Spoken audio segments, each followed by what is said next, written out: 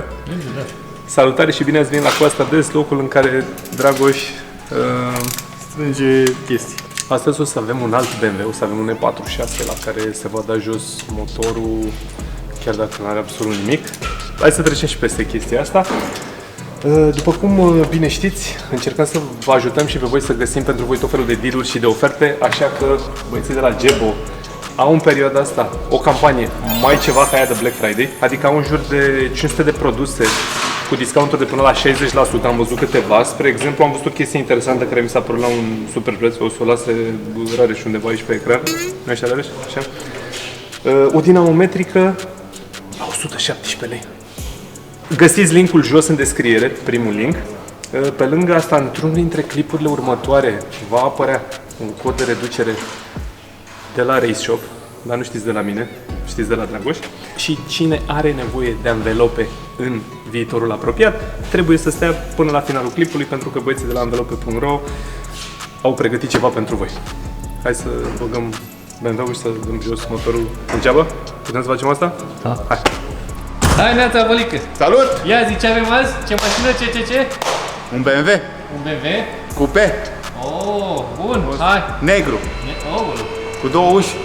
Avem radiator de apă, tampoane motor, tampoane cutie, garnitură baie cu... Arăt, nu? da, arăt, oricum o să ajungem și acolo. O să ajungem și acolo și o să explicăm. Siguranță. Da, o siguranță la pompa de ulei. Cine știe, cunoaște. Așa. Galerie de admisie, de dat jos. Pentru schimbat de la PCV tot sistemul. Toate garniturile cu tot cu valvă, cu tot aici. Nou. Da? Garnituri de la Thermoflot. Ok. Și am hotărât, ținând cont că e o listă foarte mare, să dăm jos motor. Mai avem și simmering-ul, nu e aici, mai avem și simmering-ul de la Vibrochen. Deci oricum trebuie să Din spate de la ambreiaj. motor. Și am zis ca să le legăm mai bine, dăm jos motorul, că e mai simplu, îl punem pe masă, îl desfacem bucată cu bucată și îl facem fain. Radiatorul de apă, vasul și nu știu, o mai vedea ce mai găsim. Ce se mai întâmplă pe parcurs? Dăm bătăi? Hai. Demontăm? Haide! Tu ai desfăcut ceva până acum. Câteva șuruburi am desfăcut. Ține.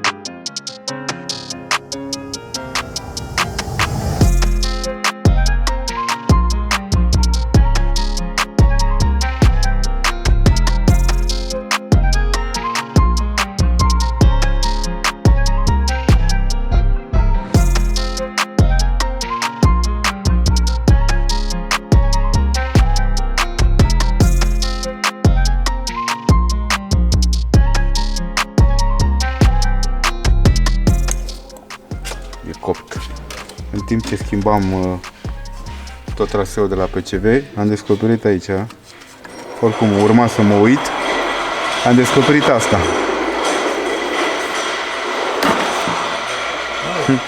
Deci nu mai funcționa măcar, că n-avea cum. Asta trebuie să facă vacuum? Da, Transporte vacuum. să facă vidul pentru a da comanda, da? Nu mai avea cum. Deci puteam să schimb toate furtunile, dacă nu schimbam ce eu am găsit aici, era egal cu 0, nu? Nu știu.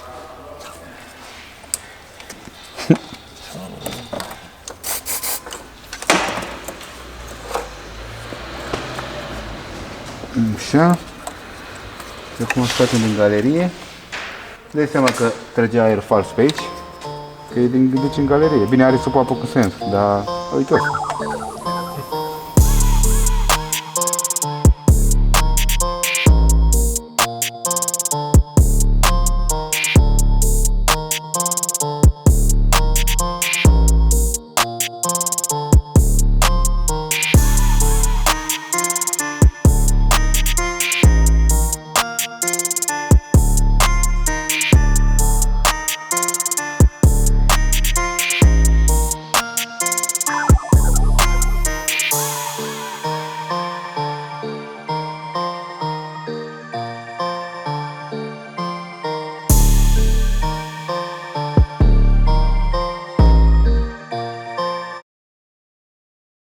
Deci care e manevră cu E un fel de siguranță, sărma asta. siguranță? Da. S-a desfăcut cam ușor. Da, oricum o să degresez aici și o să punem un Loctite, Alin. Părerea mea.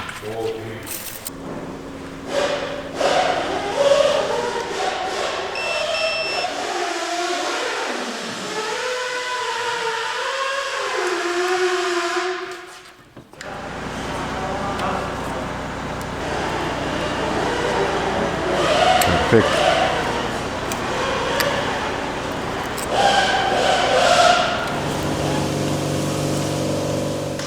Gata, mă, i-am făcut valică în pleteală aici. Zi, valică, cum e? 2 pe față, 2 pe dos? Cam așa, ca la babe. Hai, e bine, hai. Mai departe.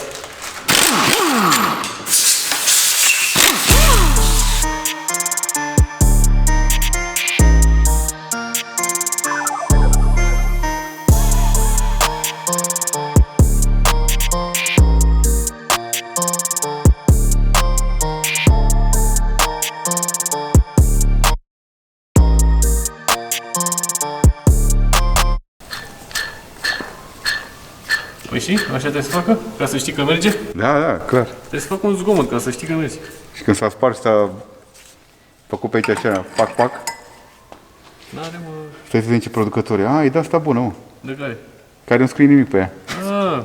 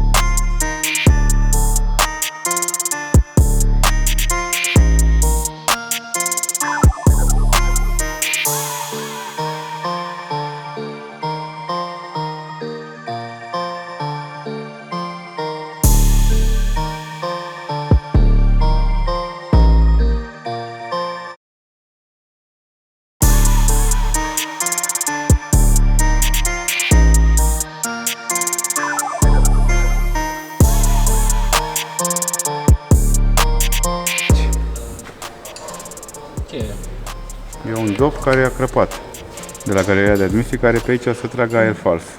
Și atunci apare mersul motorului. Acolo trebuie să mai fie ceva la alt model. Da, e o opțiune pentru vacuum, pentru pus ceva. Deci ne trebuie și aici un dop. Da, vezi, tu zici că ai pus tot traseul de PCV, dar uite că mai sunt lucruri care trebuie să ții cont de ele. Altfel, zice, am făcut totul, am pus totul ca la carte. Uite, tot bâlbuie. Da. Și uite, un pic de acolo, un pic de acolo, un pic de acolo. Să-i dăm bătăi.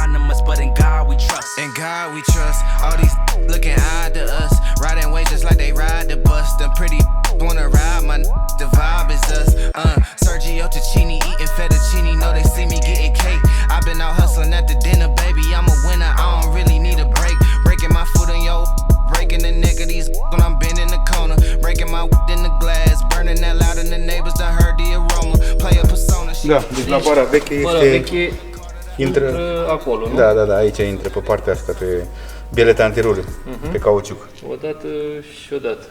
Așa, varianta nouă e altfel acum. Hai lumina? Aici. Este cu găuri, cu 3 găuri. Cu reglaj, da. Reglaj, da, adică o pui pe duritatea care vrei tu să faci. Și se prinde cu un șurub special care vine în set. Grosimea de aici este grosimea bării. Și intră frumos prin bieletă. Mamă, ce greu intră. Și n-am ajuns la diametru. Să puneți cu piliță și șaibă. Mai durează un pic până intră. Deci mi-a zis la ultima să o punem noi, nu?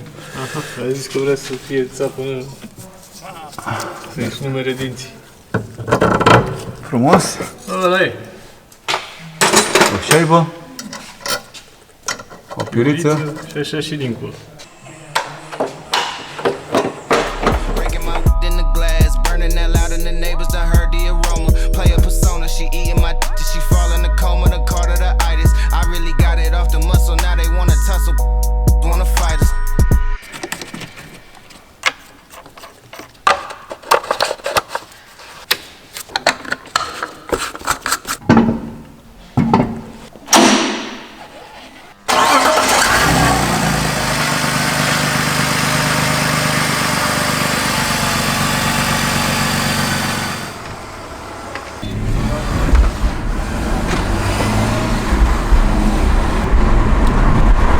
Geometrie. Da, adevărat. Cum e? La primul ghidon. Știi, cu bărările aia se simte diferența. Da? Și cu bara aia de regizare care o are în față. Nu-mi place timoneria. Uite, cât pierzi aici de Vezi? Asta dă bătăi de cap la mișcarea vitezelor. Trebuie făcută, că ai văzut cum era obosită, nu? Simțea la pedala de ambreiaj când făcea așa la un moment dat.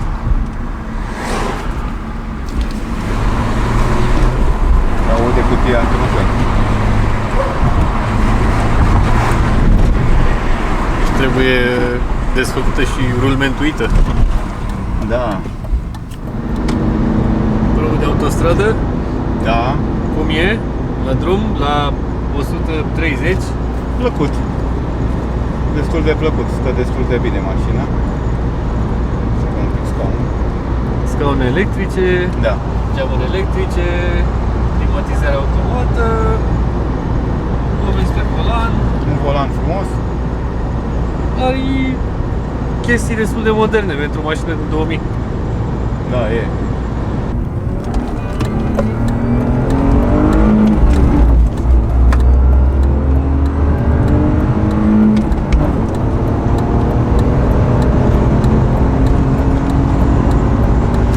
Și acum, pentru că ați văzut motivul pentru care s-a dat jos motorul, n-a fost chiar degeaba, dar ați înțeles planul pe care l-a avut Vălica.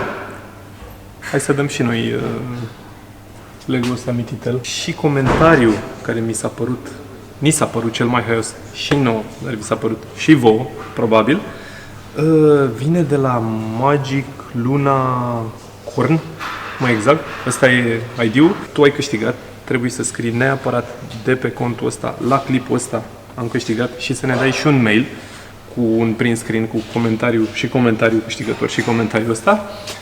Avem niște treburi mai importante cu anvelope, pentru că v-am promis și niște coduri de reduceri la anvelope, de la băieții de la anvelope.ro, și treaba funcționează în felul următor. Avem două tipuri de coduri. Primul este anvelope cu asta, legat.